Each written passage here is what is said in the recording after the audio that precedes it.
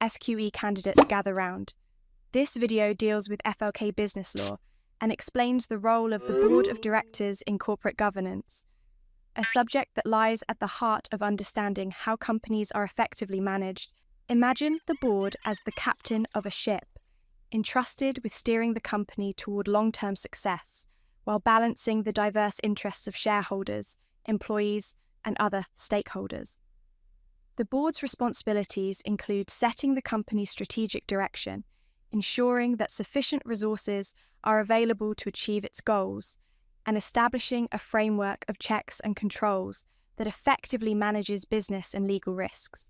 At its core, corporate governance is about running companies in a way that harmonizes short-term profitability with long-term sustainability.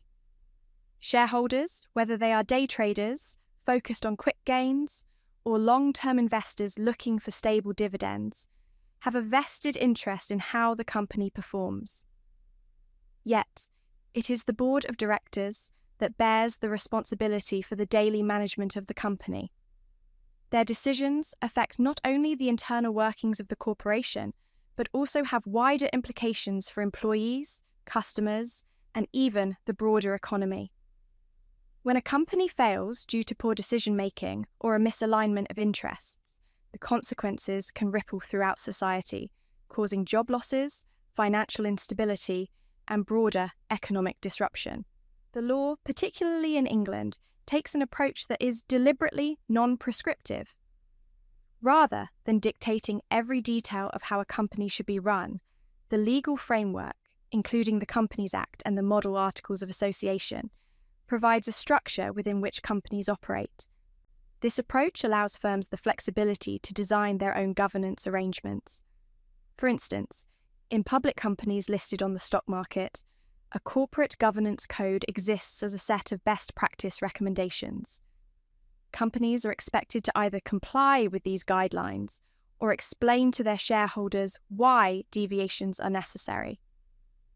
This comply or explain mechanism ensures that while companies have autonomy, they remain accountable to those who invest in them. In this context, the board of directors holds a pivotal role. They are charged with managing the company's day-to-day affairs and implementing its strategic aims. Their authority is established by the Articles of Association, which serve as the company's constitutional document. The board is responsible for ensuring that the company is run in a manner that safeguards the interests of all stakeholders. They regularly review progress towards strategic objectives and maintain the systems necessary for effective management. However, this power is not absolute. While directors are responsible for operational decisions, they are not immune to oversight. Shareholders, through the general meeting, retain the power to remove directors by an ordinary resolution if they believe that the board is not fulfilling its duties or is mismanaging the company. This balance of power is crucial. Although shareholders are the ultimate owners of the company, their role in day-to-day management is limited. Instead, they influence the company indirectly by voting on key issues such as changes to the Articles of Association, issuing additional shares, or approving mergers and acquisitions. In practice, the board is expected to consult the general meeting for decisions that fall outside its delegated authority.